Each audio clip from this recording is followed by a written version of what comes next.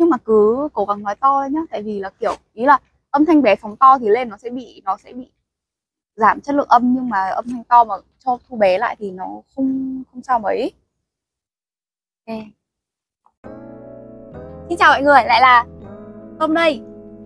Và ngày hôm nay bên cạnh mình là một khách rất đặc biệt, đấy chính là xin chào mọi người, mình tên là Phan Linh và mình là mentee của chị Tôm. Thì để nói qua một chút về những dự định của mình, đây sẽ là video đầu tiên trong chuỗi video về mentor và mentee. Thế thì trong cái chuỗi video này của mình ý, thì mình sẽ phỏng vấn, sẽ trò chuyện, sẽ có những cái sự chia sẻ nho nhỏ với cả các bạn mentee, những bạn mà đã từng đồng hành, và mình cũng rất là may mắn được đồng hành cùng các bạn ý trong cái quá trình mà các bạn apply cho học bổng này, hoặc là apply cho trường. Và số đầu tiên của ngày hôm nay thì mình đã mời tới đây một người em của mình, đấy là Phan Linh.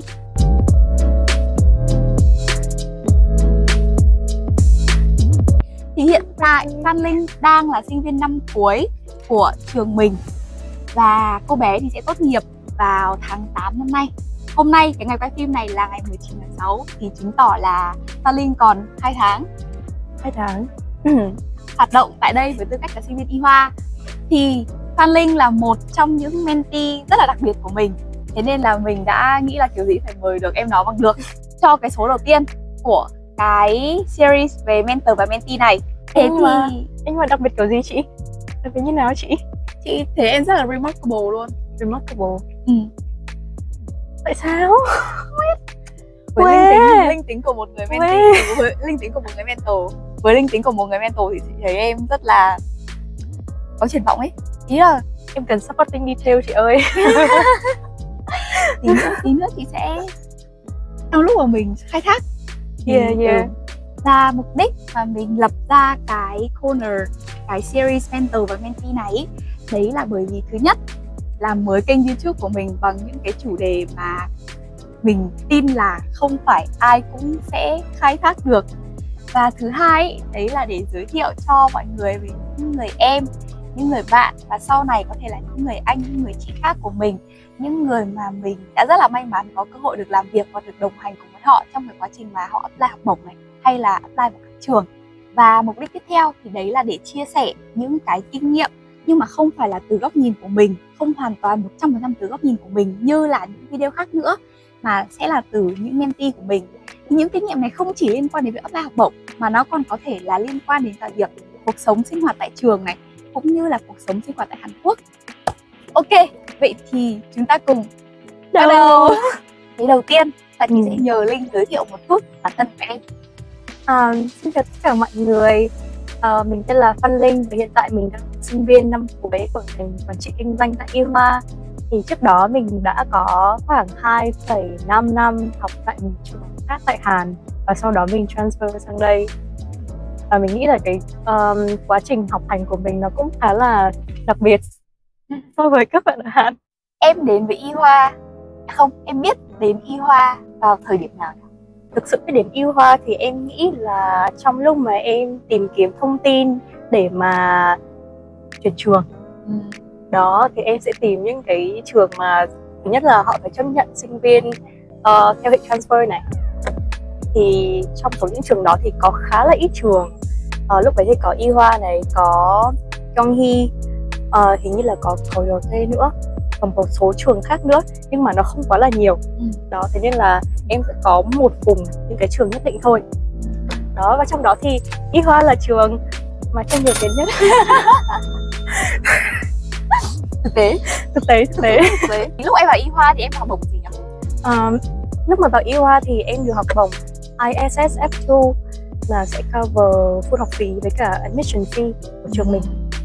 Có một cái thông tin nho nhỏ chị nghĩ chắc là chị chia sẻ được. Thế thì hôm nay là ngày 19 tháng 6 đúng không? Thế thì cách đây 3 ngày là ngày 16 tháng 6. Thì trong cái kỷ niệm ngày này năm xưa trên mạng xã hội của mình ý, thì có một cái post của Phan Linh hiện lên. Đấy là ngày này 2 năm 3 ngày trước thì Phan Linh chính thức nhận được admission và nhận được cái quyết định học bổng để được transfer vào Y Hoa. Thế chừng đấy em lên sàn số đầu tiên là học quá rồi. Mình đã xong cái phần giới thiệu bản thân này. Bây giờ sẽ đến những cái cuộc trò chuyện nó hơi sâu hơn một tí. Yay. Đấy là đầu tiên chị muốn hỏi là cơ duyên nào khiến em biết đến chị, cũng như là cái chương trình mentor mentee của chị. Thực ra hồi xưa lúc mà mình đang chuẩn bị nộp đơn với Y Hoa thì mình phải học tiếng Hàn, bởi vì trước đó là mình học chương trình bằng tiếng Anh 100%. Thì lúc đấy là vào mùa đông, cuối năm 2022 và đầu năm 2023 mình đã học xong một khóa tiếng Hàn ở trong trường rồi, nhưng mà khóa đấy dạy bằng tiếng Hàn và lúc đó tiếng Hàn của mình quá là yếu để mà mình có thể có một cái cải thiện rõ rệt trong hành trình học ngôn ngữ. Thế nên là mình đã lên các hội nhóm học tiếng Hàn và thấy được bài của chị Tâm review các tips để học tiếng Hàn này, và mình cảm thấy rất là ấn tượng với cái bài đấy, bởi vì những cái tips đấy hoàn toàn có thể áp dụng được và nó không mang tính chất kiểu self-help quá là nhiều. Thế nên là mình đã nhắn tin cho chị Tâm và xin học. Còn về tại sao mà mình biết đến cái chương trình mentee của chị Tâm á, thực ra lúc đầu mình không biết là chị Tâm mentee đâu. Kiểu mình học chị Tâm tiếng Hàn một hồi rồi ấy, xong rồi tự nhiên có một ngày chị ấy đăng một cái post trên Instagram story lên là chị ấy trúng mentee. Thế á? Đúng rồi. Cái đợt đấy là tháng mấy nhỉ? Nếu mà trước cái Tâm apply thì khoảng tháng 4 2023. Không, trước đấy nữa cơ. Trước đấy nữa. Vậy nó vẫn là thuộc vào thế tầm đấy là đầu năm 2023. Đúng rồi, đợt tầm đấy, nếu mà không nhầm thì tầm đấy là cái đợt mở GKSG. Thế nên là hình như khoảng đấy là khoảng mà có kết quả của vòng 1 Embassy Track ở bên GKSG. Hình như thế thật. Đó, thế nên mình mới biết là ôi chị Tâm không chỉ dạy tiếng Hàn mà chị Tâm còn đi mentee. Ok, thế thì đã có cơ duyên rồi thì chị muốn hỏi là lý do nào khiến em lựa chọn chị làm Mình nghĩ là khi mà mình chọn một người làm mentor của mình, là một người thầy của mình, thì mình sẽ nhìn vào hai cái trait chính, đó là chữ tâm và chữ tài. Đúng rồi, chữ tâm và chữ tài. Tức là phải người đó thì sẽ có kinh nghiệm này, sẽ có kiến thức mà nó phục vụ cho cái con đường sự nghiệp phía trước mà mình đang hướng tới này. Thứ hai nữa là người đó có cái tâm. Cái tâm này thì nó cần thời gian để mà chứng minh, để mà tiếp xúc, để mà hiểu được là con người này là một con người như thế nào. Còn những cái về chữ tài đi, về chữ tài thì mọi người có thể show ra bằng những cái học bổng hay bằng những tờ giấy hoặc bằng những con số, rồi nó rất là quantifiable. Nhưng mà còn chữ tâm thì nó rất là khó, và đúng là phải cần một thời gian tiếp xúc nhất định để biết được là con người này có thực sự là có tâm hay không. Và mình học chị Tâm một thời gian dạy tiếng Hàn thì mình cảm nhận được là chị rất có tâm. May thế hôm nay đánh nền dày, không thì bỏ như cà chua luôn. Ok, rất là cảm ơn luôn ý. Không ngờ, thực sự rất là cảm ơn ý. Tại vì đây cũng là lần đầu tiên mà chị thực sự hỏi em như thế này. Em nghĩ em nói trước chị rồi mà. Không, em nói rồi thật, nhưng mà ý là tại vì bình thường chị có chủ động hỏi đâu đúng không? Thế bình thường chả hỏi, là hai chị em đang đi với nhau rồi. Tại sao hồi đấy lại chọn chị làm mentor? Tôi nó kỳ lắm ấy. Sang đến phần tiếp theo nhá. Đấy là chị muốn hỏi về bộ hồ sơ của em khi apply, kiểu như là GPA của em lúc mà transfer, lúc mà Pionip thì là bao nhiêu, xong rồi hồi đấy có TOEIC hay là IELTS gì không, rồi hoạt động ngoại khóa như thế nào, và nếu có thể thì em hãy chia sẻ được là bài luận hồi đấy em viết về chủ đề gì. Và nếu chị nhớ không nhầm, tại vì chị có quá nhiều mentee với cả là chị có quá là nhiều mentee với cả là mỗi năm cái guideline là một khác ấy. Kiểu như là em còn nhớ là cái đợt mà sau khi em apply là trường rút cái bộ hồ sơ đáng phải như này, nó còn từ này không? Đấy, thế nên là hồi đấy thì bài luận của em viết về chủ đề gì là một này. Với cả là hồi đấy mình có study plan. Thế thì study plan em còn nhớ gì về study plan đã viết không? Thì về bộ hồ sơ của mình á, lúc mà mình chuyển trường thì GPA lúc đó là 4.22 trên 4.5. Quy đổi ra thì tầm 97 trên 100 gì đó theo thang của trường. Lúc đó bởi vì mình học chương trình 100% bằng tiếng Anh nên là IELTS của mình được 8. Đấy là điều tất nhiên bạn cùng phòng của mình hầu như là được 8 hết. Còn TOEIC thì mình được 3 thôi. Về hồ sơ ngoại khóa của mình thì thực ra lúc đấy bởi vì nó cũng là Covid ý, thế nên là mình cũng không có quá là nhiều hoạt động để mà tham gia. Thế nên là hầu như mình đã chọn lọc những cái hoạt động mà mình đã tham gia tận từ hồi cấp 3 mà nó có impact một xíu để mình cho vào hồ sơ của mình. Thì lúc đấy mình có cho vào một hoạt động của Đại sứ quán Mỹ này. Rồi mình có từng làm marketing cho một startup về giáo dục. Và mình có từng làm tình nguyện viên cho Isaac nữa. Và như là mình có thêm một cái cert về public speaking, với cả thêm kinh nghiệm là làm cho văn phòng khoa của trường vào lúc đó. Còn về bài luận của mình thì lúc đấy mình viết về 2 theme chính lồng ghép vào nhau.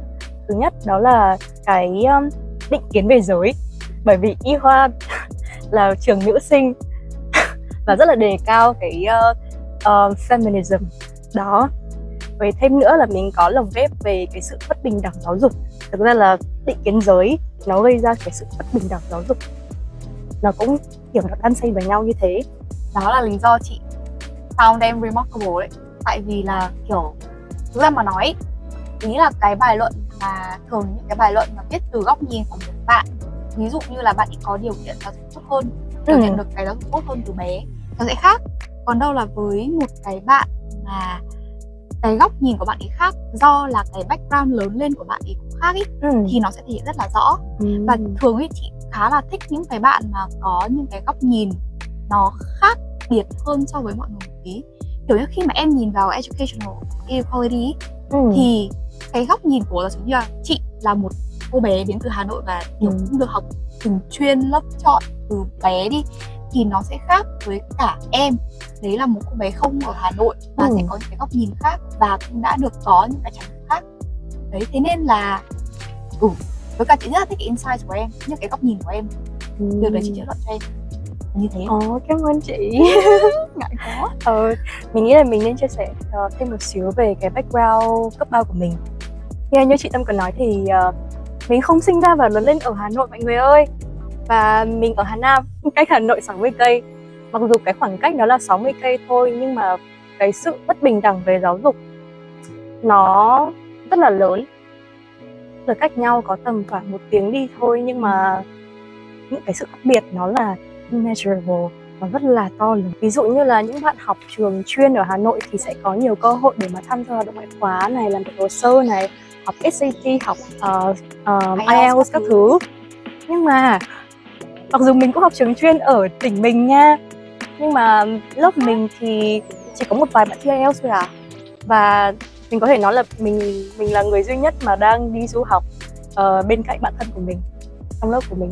Chị nhớ cái đợt đấy lúc mà chị chữa bài luận cho em ý, là chị rất là nhớ những cái chi tiết, kiểu như là em bảo là em phải đi xe để mà lên Hà Nội để tham gia hoạt động ngoại khóa. Thì đấy, kiểu chị siêu nhớ cái chi tiết đấy luôn ý, đến tận bây giờ ấy. Cá nhân chị thấy đấy là kiểu chị làm mentor cho tới nay là được 3 năm, hơn 3 năm rồi ý. Thì mặc dù chị cũng có khá là nhiều mentee và chị đã đọc qua rất là nhiều bài luận. Đấy, nhưng mà không phải là bài luận nào, tại vì là đương nhiên background các bạn khác thì làm sao mà các bạn có thể viết được, nhưng mà kiểu không phải bài luận nào cũng là nhìn được kiểu xã hội dưới tư cách là một bạn mà chưa được hưởng quá là nhiều những cái sự tối ưu nhất trong giáo dục và trong cái cơ hội tiếp cận. Em nghĩ là nếu mà mọi người có một cái privilege như thế thì mọi người sẽ nghĩ rằng là tất cả mọi người khác, những người khác đều có điều kiện để access tới cái điều đó. Cho đến khi mà họ mất đi cái privilege đấy thì họ mới nhận ra là họ may mắn đến nhường nào. Đúng. Thế thì thường những cái người mà kiểu có sẵn privilege rồi ấy, thì họ sẽ thấy là những cái mình đang nhận được nó sẽ chỉ là cái base thôi. Thế con nhớ gì về timeline tuyển sinh của đấy không? Có chứ. Lúc đấy em nhớ là timeline bắt đầu mở đơn là vào cuối tháng 3 và đóng đơn là vào khoảng ngày 10 mấy tháng 4 gì đó. Tóm lại là cái thời gian mở đơn nó rất là ngắn. Thế nên là nếu mà mọi người muốn chuẩn bị nộp đơn vào trường ấy, thường thì sẽ cần ít nhất là trước 1 kỳ. Nên có ý định chuẩn bị nộp đơn từ trước hẳn 1 kỳ. Cái lúc mà cái video này được đăng lên ý, thì chị nghĩ là cái tầm đấy kiểu muộn nhất là nên chạy cái giai đoạn cuối của giấy. Giả sử bạn nào mà có ý định apply cho kỳ xuân năm sau thì bình thường là đơn sẽ được mở vào tầm tháng 9 năm nay ý, đầu tháng 9 cho đến khoảng tuần đầu tháng 10 gì đấy, tùy từng trường nhá. Thì cái lúc mà các bạn xem được cái video này, cái lúc cái video này mới được up lên sẽ dự kiến là vào cuối tháng 6 đầu tháng 7. Thì đấy là cái mốc mà gọi là chậm nhất để mà các bạn có thể chuẩn bị và finalize giấy tờ rồi. Tiếp theo thì chị muốn hỏi em một số câu về cuộc sống của em tại Y Hoa. Thế thì hỏi thật nhá, ở Y Hoa ấy, em thấy học có nặng hơn so với hồi trường cũ không? Tất nhiên rồi. Tất nhiên rồi. Thực ra là ở trường cũ của mình ấy thì mọi người sẽ áp dụng cái expectation dành cho sinh viên quốc tế, thế nên là nó sẽ dễ thở hơn. Ở trong khoa của mình lúc đấy thì 90% là sinh viên quốc tế và chỉ có một vài bạn Hàn thôi. Đó, thế nên là nó sẽ không có quá là mấy sự cạnh tranh, kiểu nghĩa là em cố gắng hơn một xíu so với mặt bằng chung của các bạn là điểm sẽ rất cao. Ở Y Hoa thì mọi người sẽ đánh giá nhau bằng tiêu chuẩn Hàn, chứ không có tiêu chuẩn cho sinh viên quốc tế nào ở đây cả. Chắc là sinh viên của khoa em là tầm mấy trăm người ấy. Mấy trăm người và hầu hết các bạn đều đến từ những cái trường cấp 3 rất là cạnh tranh ở Hàn, là hệ Foreign Language High School. Hoặc là Hàn Kiều đi du học về. Ok, thế thì thực ra mà nói thì mình chắc là muốn thông tin thêm, muốn bổ sung thêm một tí. Đấy là như Phan Linh đã nói, thì ở Y Hoa ấy sẽ không có cái chuyện là giáo sư thấy bạn là người ngoại quốc, giáo sư sẽ kiểu nới tay hơn, nương tay hơn, hay là có một cái criteria riêng cho sinh viên ngoại quốc đâu. Bọn mình những cái lúc mà làm bài thi cử các thứ ấy, siêu khổ luôn. Tại vì là thứ nhất thì học đã không dễ dàng rồi. Thứ hai thì đấy, cái điểm của mình được tính như là các bạn Hàn luôn, performance cũng thấy được đặt lên tương quan với cả các bạn Hàn. Thế theo em thì giáo sư ở Y Hoa ấy thì có khác gì so với các giáo sư ở Trung Quốc? Về khoản này thì em thấy sẽ khác nhau về tỷ lệ quốc tịch một xíu. Ở Y Hoa và ở trong ngành em đi thì 100% sẽ là các giáo sư người Hàn có bằng thạc sĩ và tiến sĩ ở Mỹ về. Còn ở trường cũ của em thì cái tỷ lệ giáo sư người nước ngoài sẽ nhiều hơn. Nhiều hơn một xíu. Và về bằng cấp thì các giáo cũng đến từ những cái trường rất là danh tiếng ở Mỹ cho bậc tiến sĩ. Tiếp theo đấy là mức độ cạnh tranh. Ở Y Hoa có căng không? Kiểu mọi người Y Hoa competitive đến mức nào? Theo như em cảm nhận đấy. Nếu mà mọi người muốn biết cái sự cạnh tranh Y Hoa như thế nào ấy, mọi người có thể vào thư viện vào mùa đông nhé. Thư viện mùa nào cũng sẽ có học sinh, kể cả ngày nghỉ. Nhất là ở trong Trung Ương Tộc Sơ Quan. Có những cái đợt nhất là cái đợt mà hồi chị học kỳ 2, kỳ 1, kỳ 2 của năm 2 ấy, là tầm đấy là chị vẫn còn thuê nhà bên ngoài ấy. Đúng ở nhà chỉ là nơi để chị về tắm. Tại vì chị còn không dám ngủ ở nhà, tại vì đang ngủ ở nhà thì kiểu sẽ mất động lực lên thư viện đúng không? Đúng rồi, là chị sẽ ngủ cả ngày luôn. Và ở nhà chị cũng không học được. Thế nên là kiểu chị cắm ở cái thư viện trung tâm này cả ngày này. Xong rồi chị chỉ về nhà chị đi tắm thôi. Xong rồi chị lại quay lại. Thế nên là hồi đấy là kiểu cái route cố định của chị luôn. Đấy là học thư viện cho đến 10 rưỡi. Xong rồi đi bộ về, đi bộ đi leo xuống. Xong rồi nhà chị hồi đấy là ở cửa 5 Gai ấy, thì trộm nghĩa là nó gần. Thế là về tắm rửa nhanh trong vòng 40 phút. Nhanh. Không, nhưng mà đối với chị thế là nhanh thật, tại vì là bây giờ cần tắm 1 tiếng. Xong rồi lại vòng lại đến tầm 11 rưỡi, 11 giờ 40 để lại đi bộ vòng lại lên đây. Đấy, đến trước khi mà lúc mà chị bước vào bắt đầu có cái tiếng nhạc. Nếu mà mọi người cần cái tips làm sao ngủ thư viện cho nó ngon thì có thể liên hệ mình.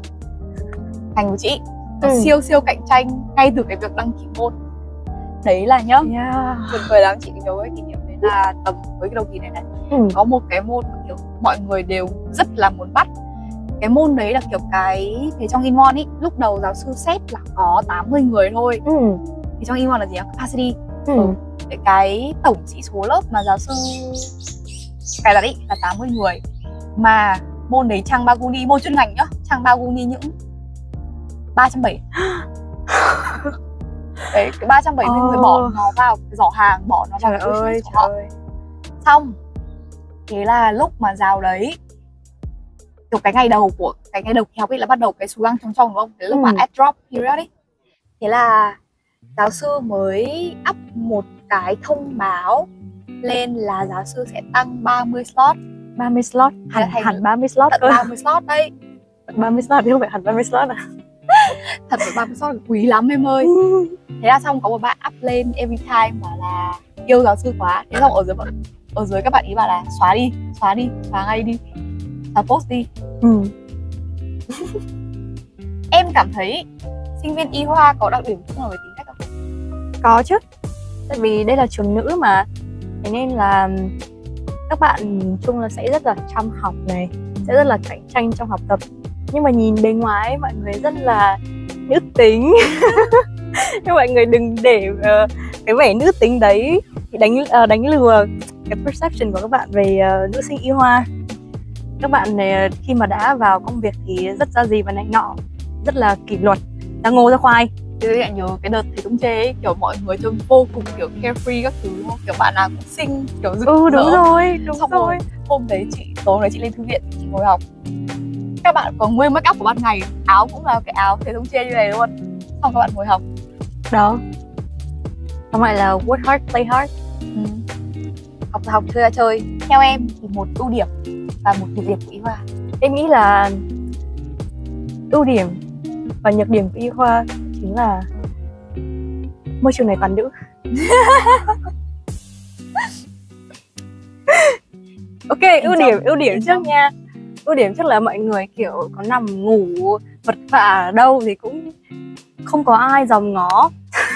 Mọi người có thể thoải mái là chính mình, cho dù là make up hay là không make up đi chăng nữa, sẽ không có một cái pressure là kiểu phải impress hay phải đẹp cho ai. Kiểu đẹp cho mình là được rồi. Các bạn ở đây rất là supportive, chứ không kiểu bitchy ganh đua kiểu anh đua bẩn ấy. Hiểu rồi. Đó. Còn nhược điểm là bởi vì cũng là ở đây là nữ. Thế nên là 2 năm rồi mình không có người yêu. Đó, nếu như mà mọi người chỉ có đi học trong trường thôi và cũng không đi ra ngoài hay là đi trục trề ở trường khác ấy, thì tỷ lệ có bồ rất là thấp. Nhân chứng sống. Đây, 2 nhân chứng sống. Ok, thế thì sau đây sẽ là một câu hỏi hơi trừu tượng nha. Cũng là phần cuối của cái interview ngày hôm nay rồi. Nếu như mà em được nói một câu với chính mình của 3 năm trước, tức là lúc mà em đang học ở cũ này, rồi một câu khác với bản thân của em vào 2 năm trước, lúc mà mới nhận được admission vào y khoa, có lúc đấy cái TCAM, cái expectation của em nó đang siêu lớn. Đúng rồi. Thì em sẽ nói cái gì? Đầu tiên là với bản thân của mình 3 năm trước này. Với Phan Linh ơi, cậu không biết là 3 năm sau cậu sẽ chuyển trường đâu. Cậu không biết là 3 năm sau là cậu sẽ kiểu ở một môi trường hoàn toàn khác, ở một ký túc xá rất là đẹp, và ở một môi trường mà cái sự học hành, áp lực thi cử cũng lớn hơn rất là nhiều. Còn với bản thân của em, lúc mà em mới nhận admission ấy, cũng ít thôi. Vừa thôi. Em chuẩn bị cho culture shock ở đây đi. Cảm xúc của em trước thềm tốt nghiệp như nào? Thực ra em khá là bồi hồi ấy, bởi vì tầm này 2 năm trước thôi thì em còn chưa ở đây cơ. Đúng rồi nhỉ. Đúng rồi. Xong rồi đến tận tháng 8, cuối tháng 8 em mới chuyển đến đây. Xong em rất là nhớ lúc mà em bước xuống cái shuttle bus ấy, xong rồi khung cảnh yêu nó hiện ra. Chị cảm giác như là sau khi mà chị đã trải qua 7749 kiếp nạn hồ sơ. Đúng rồi, 7749 kiếp nạn hồ sơ, chứng minh tài chính, xong rồi viết luận các thứ, và ngôi trường mà chị luôn nó hiện ra trước mắt chị, nhuộm màu nắng vàng mật ong thích nhỏ. Và lúc đấy trong tai đang ngân vang các Mystery of Love, còn đang in love lắm. Ok, thế thì cho lời nhắn gửi đến các bạn có ý định apply vào y khoa. Apply đi các bạn. Mình sẽ miêu tả một số cái motivation để cho các bạn apply này. Mình thề là ở trong show ấy, ký túc xá của y khoa là ký túc xá đẹp, cái ký túc xá đẹp nhất và giá ok nhất. Mặc dù mình hay diss cái tòa ký túc mà mình đang ở lắm, nhưng mà thực sự sau khi mà mình nói chuyện với cả một số những người bạn các trường khác thì mình thấy là wow, ký túc xá y khoa kể cả là tòa cũ nhất thì nó còn tốt chán. Đúng rồi. Với cả vào đây thì mọi người sẽ được trường nâng trứng hứng như hứng hoa, trừ việc học ra.